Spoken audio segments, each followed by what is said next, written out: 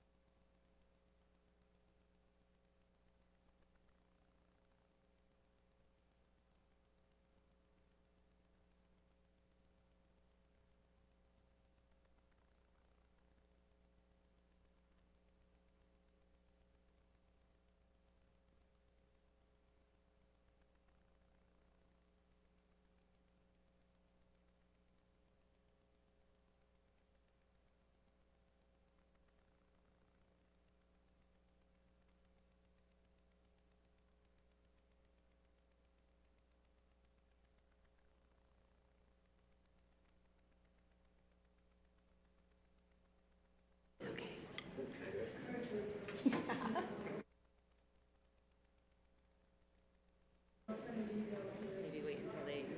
I'll also get a sign.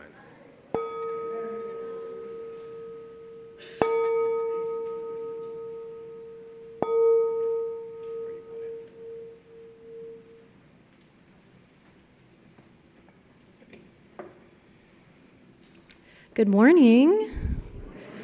Welcome to worship with the community of First Unitarian Church of Omaha. My name is Kira Spooner, and I'll be serving as your worship associate today. Today's service is a special one, our annual Lemon Speaker tradition. Each year, the Lemon Sermon is given by a member invited to share their insight with the congregation on a topic of their choosing. This year's Lemon Speaker is Jay Sauer, who will be sharing his musings and those of Vanessa Zoltan on spirituality from an atheist perspective. As a spiritual atheist himself, he was inspired by her book on the topic, Praying with Jane Eyre. So we'll hear a reading from that later on. Whether you are attending online or in person, I'm glad you have chosen to join us for worship.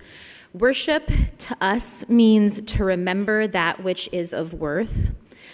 So we gather together in community weekly to reground ourselves in our highest values. A special welcome to visitors. This congregation is a community of all ages and abilities. It is a community with a rainbow of gender and sexual identities. It is a community of diverse cultural and class backgrounds. We draw from many sources of inspiration and wisdom and share common liberal religious values. Whoever you may be, we welcome you to bring your whole self into this space. If you're joining us online and have a YouTube account, I encourage you to sign into it when you attend. This will allow you to participate in the comments section, to chat back and forth, and post a joy or concern if you have one. You'll be able to subscribe to the channel and share videos that you like with others. For those joining in person, you are invited to go downstairs to the common room after service, where coffee and conversation await. It is appropriate to acknowledge each week that the First Unitarian Church of Omaha occupies the traditional treaty lands of the Omaha and Otoe-Missouri tribal nations, whose sovereignty existed long before the state of Nebraska. We would also like to express our respect to the Ponca tribe, the Winnebago tribe, the Santee Sioux tribe, and over 170 other tribes within the Omaha area. I do have a couple of announcements today, one from our social justice team. For those of you who have not had the opportunity to sign the UUSJ Covenant for the Future, there are signing sheets and copies of the covenant that'll be available downstairs during coffee hour. The covenant calls for the repeal of H.R. 1, the so-called Big Beautiful Bill. So those are downstairs. Also, after service today, we have our Pathways to Membership class. There's still plenty of room if you'd like to join, and we also have extended childcare until 2 p.m. At Pathways, you'll learn more about the Unitarian Universalist denomination, our church, and leave with everything you need to formalize membership at First Unitarian. While this class is geared toward newcomers, if you're a current member that thinks a refresher course would be helpful, we'd love to have you. Feel free to join our administrative and membership manager, Melissa Gibson, in the Merit Lounge, the room with the couches. And Melissa is waving in the back if you don't know who she is. About 15 minutes after today's service ends. If you can't make it today but have questions, feel free to reach out to Melissa at admin@firstuuomaha.org. And final announcement, Carol Ramsey has Dan Osborne signs downstairs as well, and she's waving at you. So feel free to grab some of those as well. And now please enjoy the music as Judy plays our Prelude in C by Johann Sebastian Bach.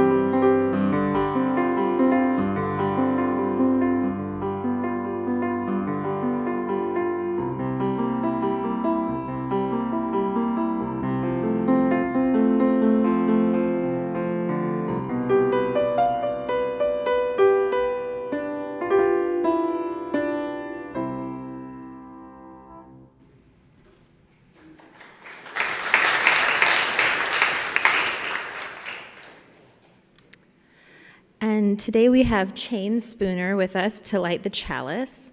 If you'd like to join us in speaking the chalice lighting words, they're printed on the screen in your order of service, and they're also on the first page of the black hymnal in the pews.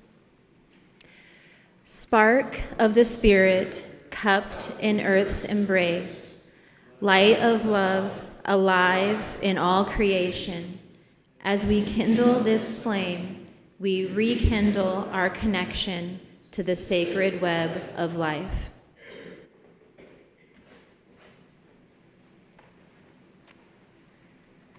The call to worship today, as well as the closing words and the contemplation, are all selections from my favorite poet of all time, Jared K. Anderson. Each poem comes from his anthology, Love Notes from the Hollow Tree. So today's call to worship is entitled Welcome.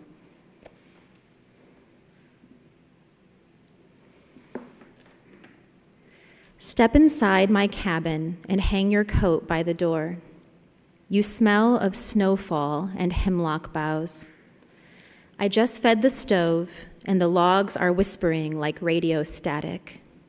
Soon, that white lace on your boots will pool on the floorboards, making them shine like polished stone. Rest here as long as you like. It's no trouble that our meeting place is imaginary. Many worthwhile things are.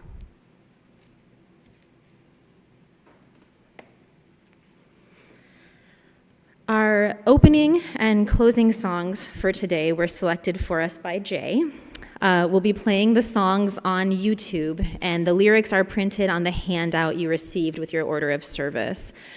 Due to copyright laws, we'll be muting the live stream during this time, but if you'd like to sing along at home, go ahead and open another YouTube tab and search for Atheists Don't Have No Songs by Steve Martin. Yes, Steve Martin, the actor.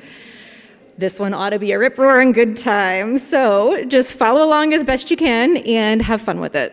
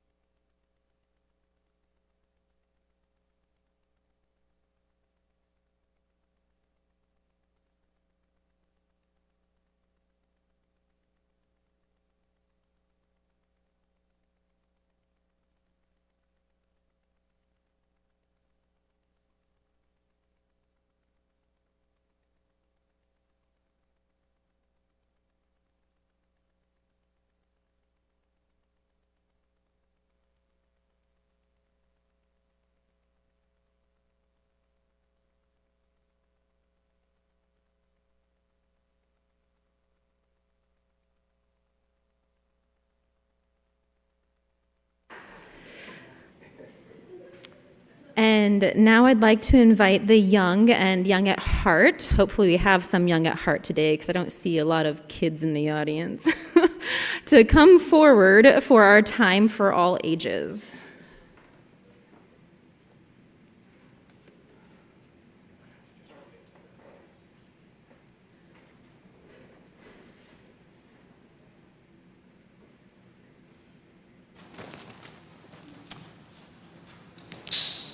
We've got a young at heart coming forward. Yay!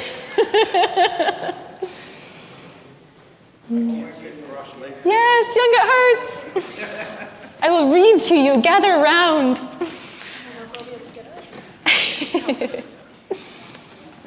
This is awesome.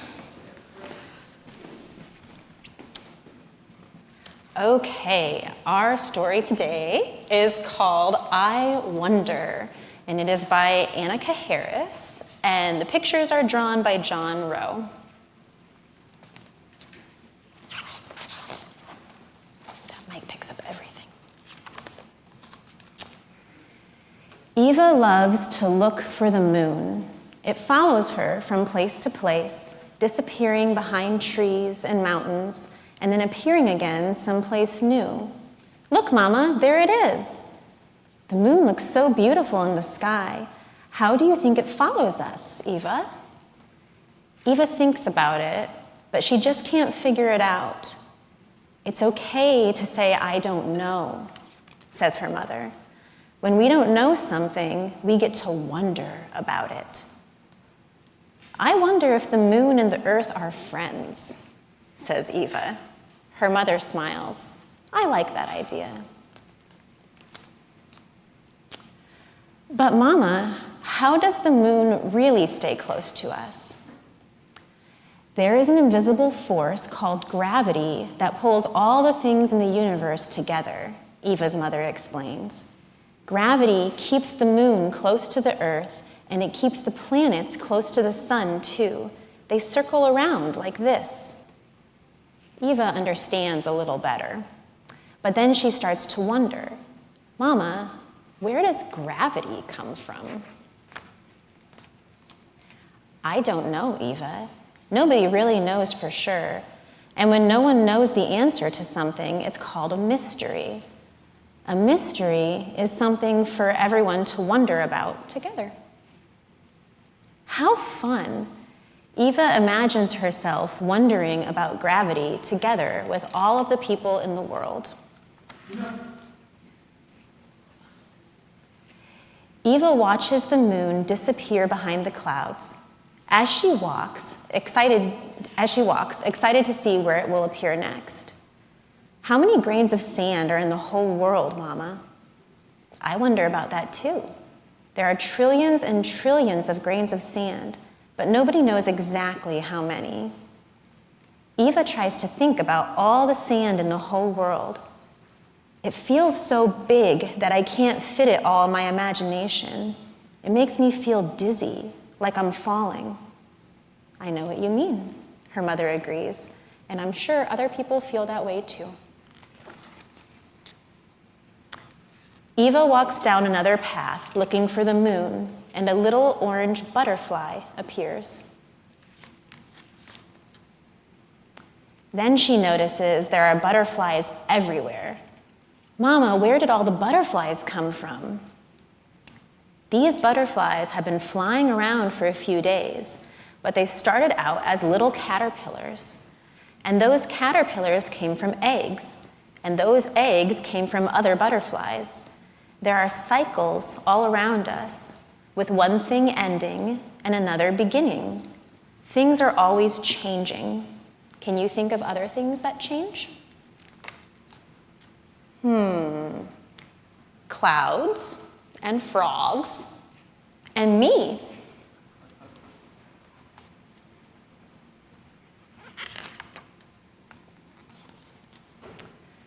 Later, Eva wonders, Mama, what was here before all the butterflies and frogs and clouds, before everything? I don't know, says her mother. It's another mystery. I like trying to imagine what was here before the beginning of everything. What do you think was here? And Eva says, smiling, I don't know. She thinks about it for a long time, and then she has an idea. I wonder if there were feelings. As she walks home, Eva sees the moon again, glowing brightly above the roof of her house. Let's go inside and look for the moon through the window. We live with some big mysteries. When we come upon one, we're given a little gift. Every mystery is something for all of us to wonder about together. What do you wonder about? The end.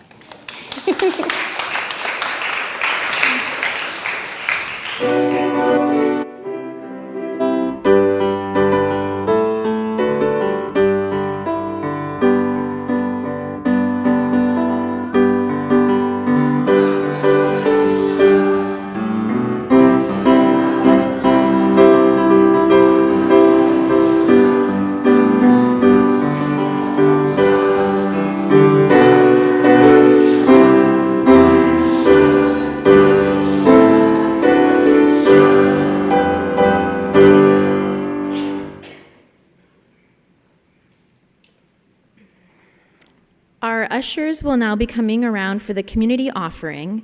Half of the loose currency in the plate goes to a nonprofit in our community whose values resonates with our own. Our Share the Plate recipient for July is Astute Coffee. Astute Coffee is a social enterprise and nonprofit organization offering workforce development and personal growth opportunities to young adults impacted by the foster care system. The programming, which includes financial literacy, cooking and nutrition, mindfulness meditation, academic tutoring, and more, is designed to help young adults be ready for the workforce and beyond. Whether you stop by one of Astute Coffee's 2 locations for a cup of coffee or donate through Share the Plate, you are helping former foster youth move towards stability. For more information, you can visit their website at astutecoffee.org.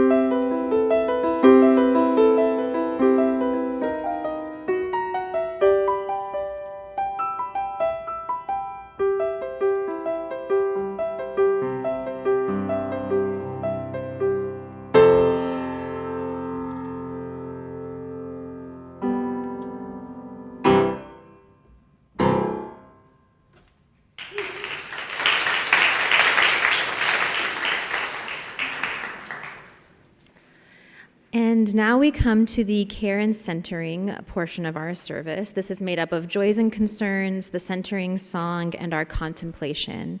So I'd like to invite Colin to come forward to read our joys and concerns that were submitted by the congregation.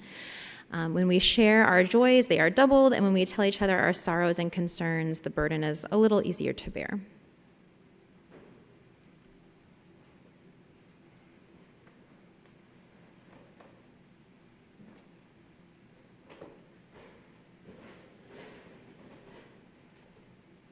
Well, we have a little something here saying that Tommy and Lynn of Colorado Springs. Tommy thinks of friends at First Unitarian Church often, and Lynn misses her friends of social justice community. From Diana Bird, saying grateful to all our members, friends, and youth who show up for First Unitarian at the Pride Parade yesterday. And from Dewey Unger, saying, my daughter accepted a job at the Lincoln Fire Department. So grateful for her hard work and perseverance.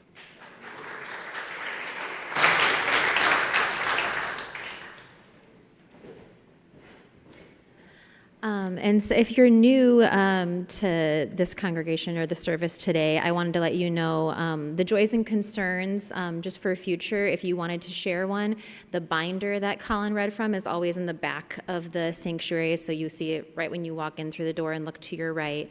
And you can also submit joys and concerns through the comments section online. We're going to do our centering song now, so I want to invite Chains Spooner back up with us to the high pulpit to help lead. While we're doing the centering song, if you have a joy or concern on your heart that you didn't want to have read aloud, feel free to walk forward and put a stone into the bowl for that joy or concern. So our centering song is Meditation on Breathing, and that is number 1009 in the teal hymnal.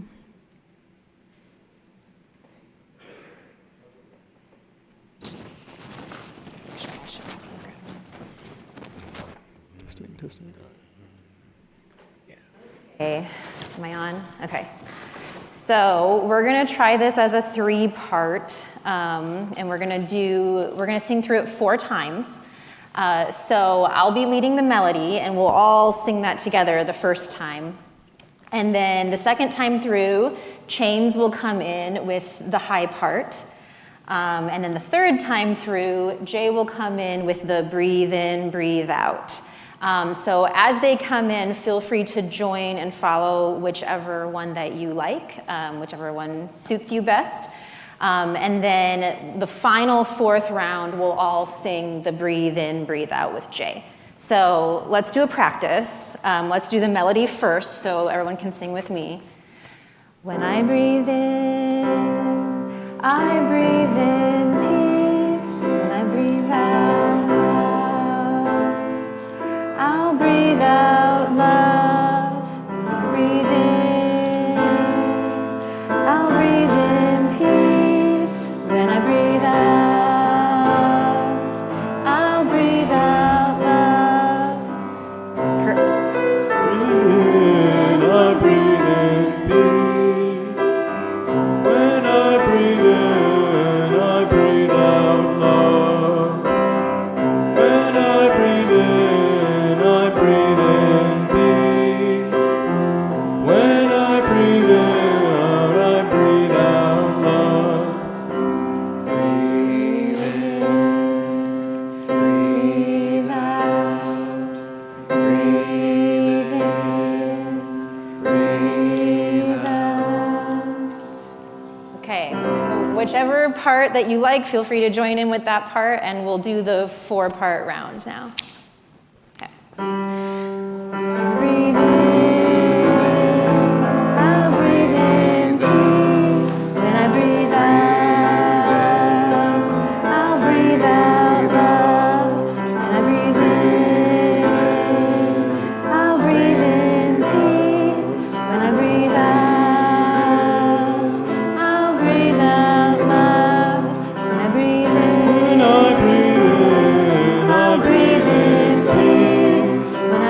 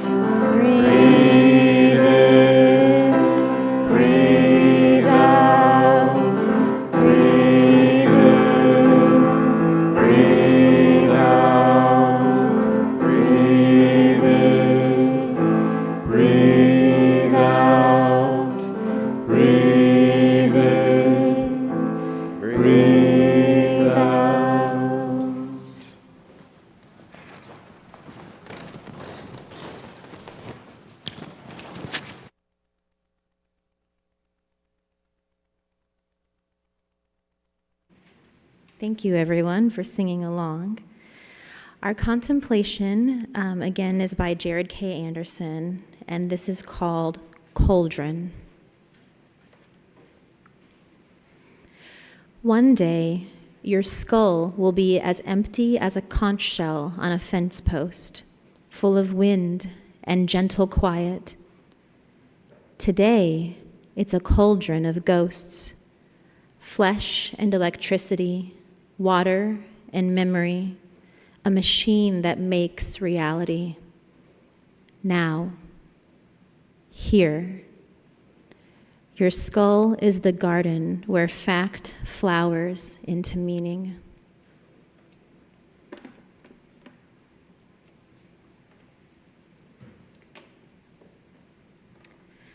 And now I invite Lita forward to present our reading.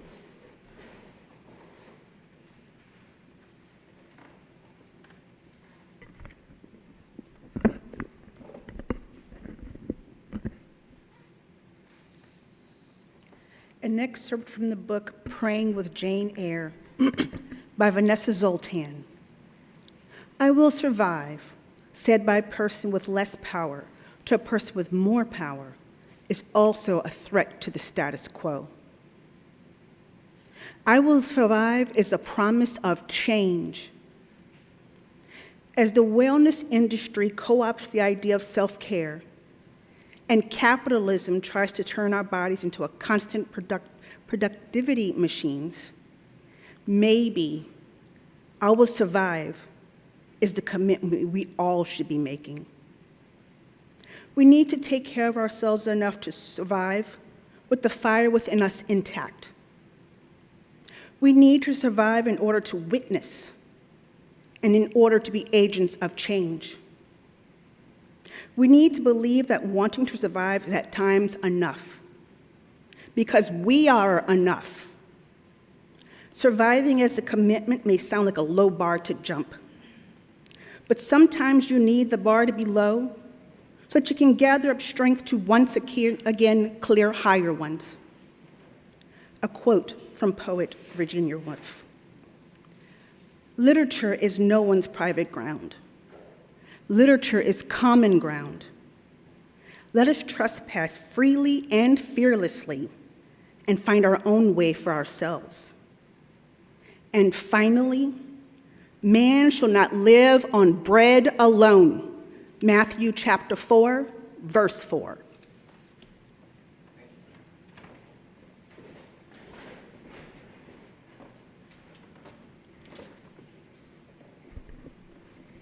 Hello, my fellow UUs, friends, and family.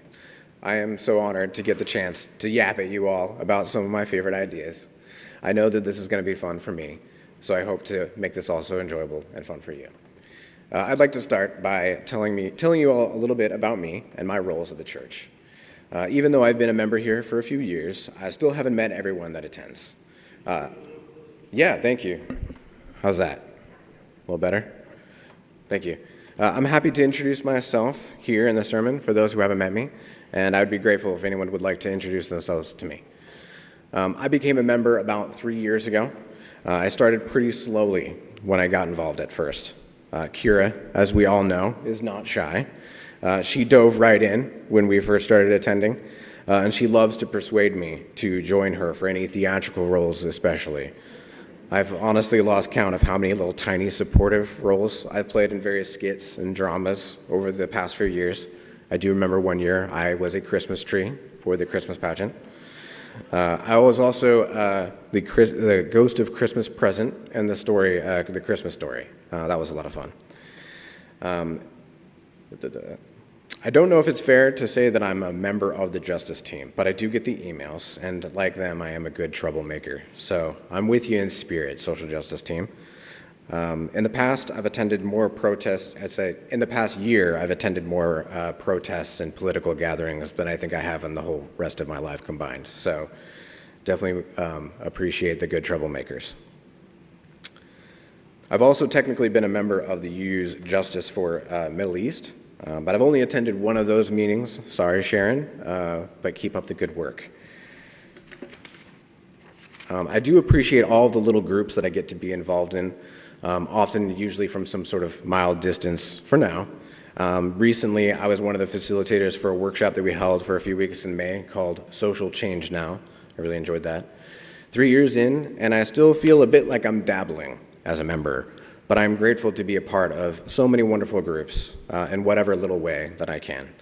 Our family also just returned from a week at MUSA, the Midwest Unitarian Universalist Gathering. We're all really happy to report that we highly recommend it. We're going to go back next year, and we hope to see some of you there too. It was a really, really great week. My favorite role, though, of all the roles that I've had, my favorite role so far is being a facilitator of AHA, which stands for Atheists, Humanists, and Agnostics. There aren't many of us in this group, but the few of us who do attend, we meet about once a month to discuss what it means to be a church-going atheist, humanist, or agnostic.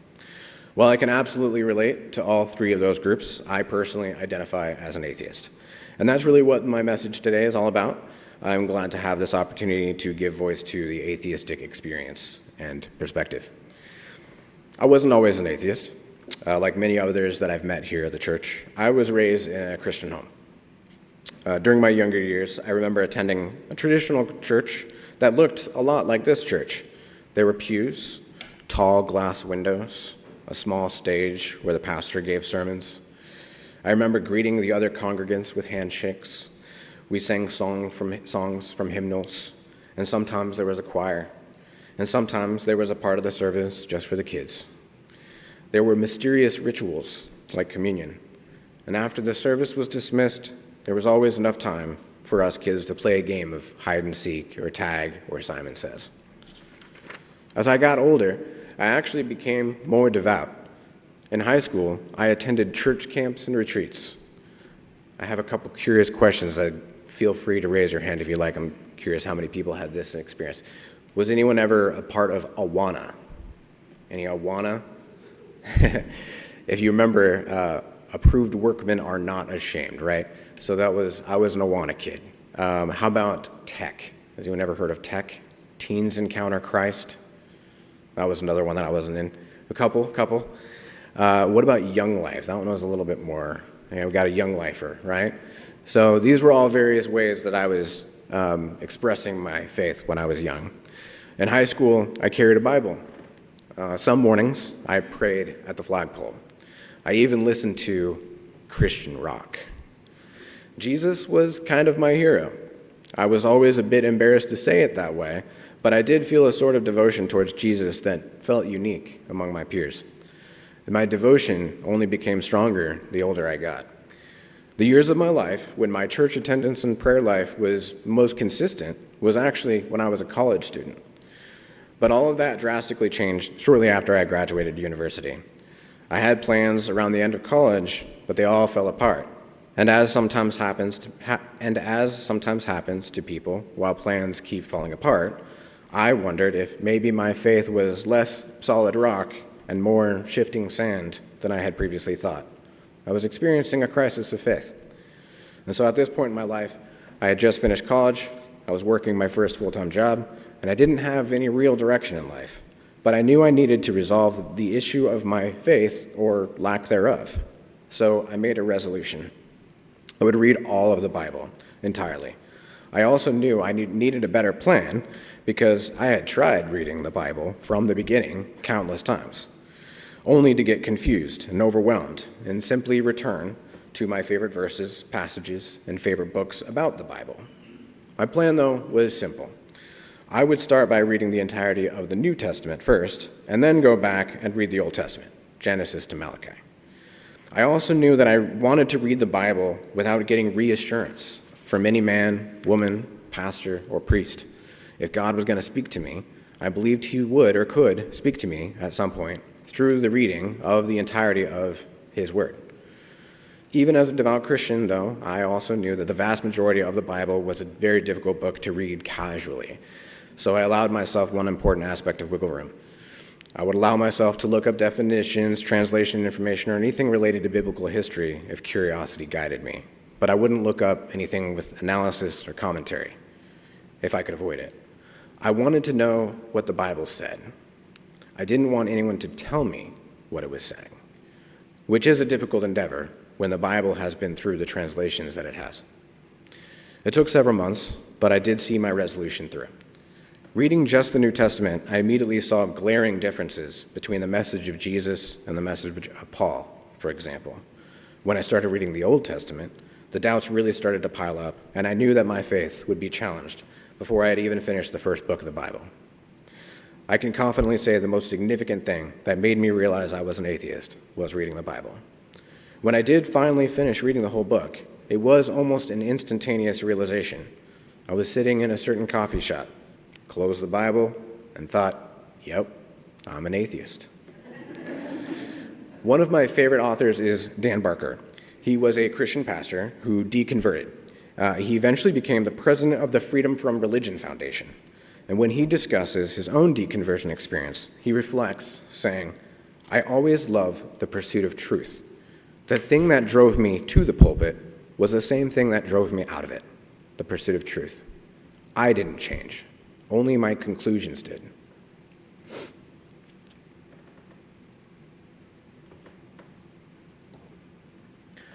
Before I took on this resolution to fully read the Bible, there were other significant seeds of doubt, we could say, that influenced my eventual realization and deconversion. As a Christian, I enjoyed reading Christian books. One of my favorite authors was Rob Bell.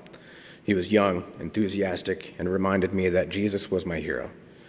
But he wrote a book called Love Wins that caused quite a reaction in evangelical circles. He was labeled a universalist, and therefore a heretic. He was labeled false teacher. I never considered him a heretic myself, but people I loved did, and that influenced me to stop reading his books, just in case. I didn't know it then, but reading his books might have caused me to dangerously doubt that every member of humanity is deserving of eternal post-mortem punishment, and I wasn't ready for that doubt. Another seed of doubt was planted when I took a class during my senior year in college. It was called The Bible as Literature. It was taught by a rabbi. I believe his name was Eli Emanuel. I've tried looking him up since, but unfortunately I haven't been able to find it, but I wanted to respect his name as best I could. So from now on, I'll just refer to him as the rabbi who taught, but I believe his name was Eli Emanuel. I would gladly talk about this class to anyone interested for a very long time because he was very enlightening. But to keep it to the point, this rabbi aimed to teach the class one key central idea. The Bible is a book. It is an anthology, actually. It is a collection of books. Some of the books are intended to be historical, yes, but most are expected to be understood as poetry, fables, and allegories. This rabbi liked to make the point that when people said that Jewish people are, quote, people of the book, what was meant by that phrase was that the Jewish people were lovers of literature. And while they viewed their Torah and their holy scriptures as unique and special, yes, they still view it as a book. The rabbi had a few mantras that he would like to repeat, and one of them was, if you put two rabbis together if you put two rabbis together with the Torah, they'll leave with three interpretations. I didn't know it while I was a student in that class, but I started to doubt that Christians had only the correct interpretation of the Bible. So there I was, sitting in that coffee shop, realizing that all my seeds of doubt had just sprouted and taken root. I realized I was an atheist. Because I was so devout as a Christian at the time, it felt much more terrifying back then. But the fear and the horror passed very quickly because I realized I was curious in ways I had never been before. I think one of the first books I read after I read the Bible was actually the Satanic Bible, which, I'll add, was not as disturbing as the book of Judges or some of the other books in the Old Testament. I also finally read Love Wins by Rob Bell. Now that I wasn't worried about the heresy of universalism, what surprised me was that I really started to fall in love with the natural world. I always loved science, but my Christian brain, as I sometimes refer to it, was very stubborn. I truly did believe, once upon a time, that the earth was created in a week, and the earth was only about 6,000 years old. I had never really learned what theories of biological evolution really said, or how evolution functioned. And it was an absolute joy to learn it in great detail the following years. As many of you know, I taught biology in high school for 9 years across 2 different schools, actually. Evolution is a beautiful concept and something I'm so glad I got to learn about and understand. And now, as a member of this church, I'm also so proud that I get to attend the same church where Newton Mann once preached. If you're a new participant here, there's a plaque to Newton Mann, who was a former pastor who was sort of famous for preaching about evolution back in a time when it was seen as heretical. It really was a joy discovering this church. Like any atheist, I enjoy Sunday morning free, but after COVID, I started to realize I missed the community and the atmosphere of worship that I used to have as a Christian. I wondered if maybe there was such a thing as maybe like an atheist church, a place where people go, not to worship a single exclusive deity, but to simply be together. That's what I really wanted. And thankfully, it's not too far off from what we actually have here. I still remember the first service our family attended. Sherry's sermon was about epistemology. I remember thinking, a sermon in church that's informative about philosophy, understanding nature, and scientific reasoning? Count me in. I do enjoy attending a church like this, where service begins with this unique reminder that to worship is to acknowledge that which has worth. It's the questioning and the sharing of what we find worthy that I enjoy. Not that we all share some identical abstract object of worship. Speaking of worship, it was also through this church that I was introduced to the music of Peter Mayer, who performed a concert at this church just as our family was starting to attend. And I know we're all familiar with, for example, Blue Boat Home and various songs. We're going to sing one of his songs at the end by him. He's become probably my favorite musician. So, a few years ago, before I had ever heard of Unitarian Universalism, I asked myself, can an atheist go to church? Not only did I discover the answer personally is obviously yes, but I discovered that I needed the kind of spiritual community that I found here. So it wasn't just my question wasn't just answered, yes, could I, but in fact, I found that I needed to be a part of a spiritual community like this one. More recently, I've been asking myself another question. Can an atheist pray? To help me answer that question, I recently read Praying with Jane Eyre by Vanessa Zoltan. She is an atheist chaplain. She is the daughter of 4 Jewish grandparents, all 4 of whom were liberated from Auschwitz. Zoltan still considers herself Jewish in most respects, but also admits she does not believe in God and prefers to identify religiously as an atheist. In the introduction to her book, she comments on why she, an atheist, wants to be in the ministry. I love the idea of sacredness. I want to be called to bigger things outside myself. I don't want my life to be a matter of distractions from death and then death. I want to surprise myself and to honor the ways in which the world surprises me. I want to connect deeply with others, to the earth and to myself. I want to help heal that which is broken in us. Amen to that. As a hospital chaplain, As a hospital chaplain, Zoltan would meet with patients and talk with them and pray with them as they needed. But she admits that she didn't always carry a Bible or a Torah or any other traditionally recognized religious book with her, but instead carried Jane Eyre by Charlotte Bronte. She explains how that was her personal Bible. As she muses about sacredness, she discusses how she comes to view sacredness as an act, not a thing. She claims that objects are made sacred only because they are loved. Through her time in seminary and her ministry, she refined this idea to determine if there were some criteria or qualities that a person could refer to in order to understand if any book or object could be considered sacred to them. A question I like to ask my fellow AHA participants is inspired by this type of thinking. If you were elected public office, you'd have to swear an oath. Most people swear on the Bible. Would you swear on the Bible by default? Or would you swear on some other book that is actually sacred to you, whatever that means? At the moment, I'm thinking the best candidate for my personal Bible is J.R.R. Tolkien's The Lord of the Rings, but still thinking about that one myself. According to Zoltan, here are 3 things that are needed to consider a text sacred: faith, rigor, and community. By faith, she means the more time you spend with the text, the more gifts it gives you. She says another way to measure faith is if you keep coming back to the book, even if the text is flawed or there are parts that you don't understand or can't make sense of. She admits Jane Eyre carries messages of racism and patriarchy, and these discoveries are bound to happen, are bound to happen because even sacred books are flawed. Zoltan adds, perfect and sacred are not the same thing. No flower is perfect. The second quality was rigor. By rigor, she means you keep at it even when your heart isn't in it. Rigor means approaching your sacred object with commitment.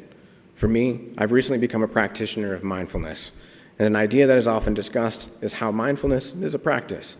The important thing with any practice is to keep doing it regularly, whatever amount any certain level of commitment requires of you.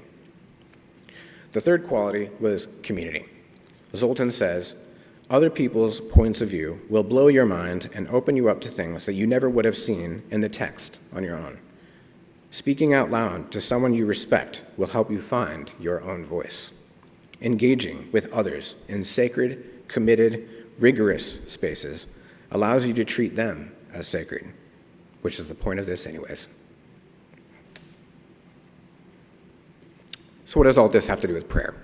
From my story, at the very least, I imagine we've learned that an atheist can go to church, and an atheist can even have a personal sacred text.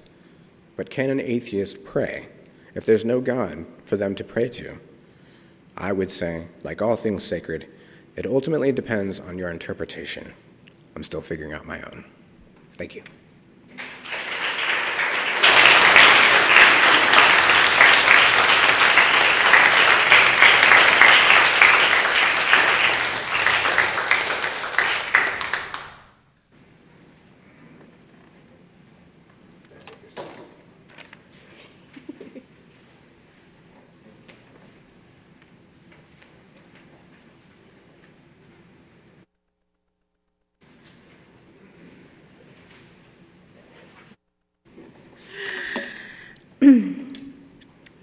Thank you, Jay. Now I'd like to invite you all to join me in our closing song. Our tech team will now mute the live stream as we pull up the YouTube video and sing along with Peter Mayer to Holy Now.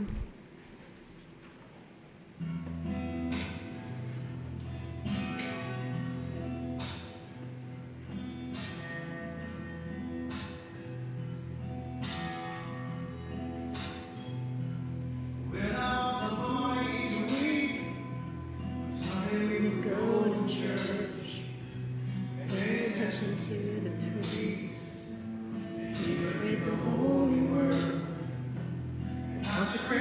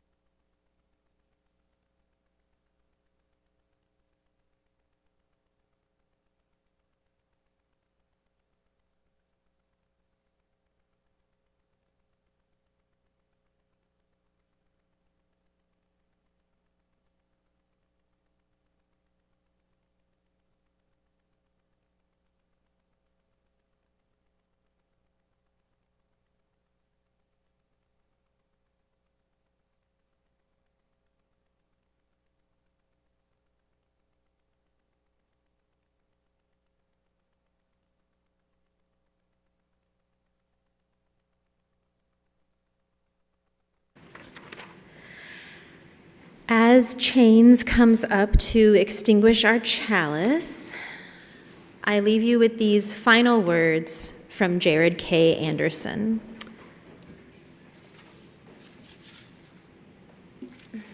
This poem is called Illogical.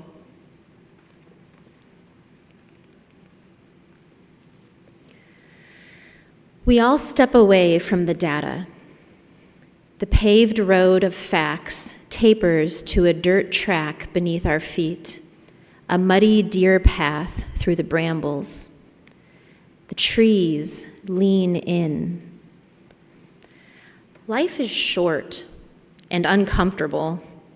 Why bother putting on socks? Why make the coffee? Science can't answer this for you, not without your help. A what is not a why. A how is not a why. But whatever you answer will be correct. Can you feel the weight of it? Be careful. Be thoughtful. Answer kindly. What you decide matters.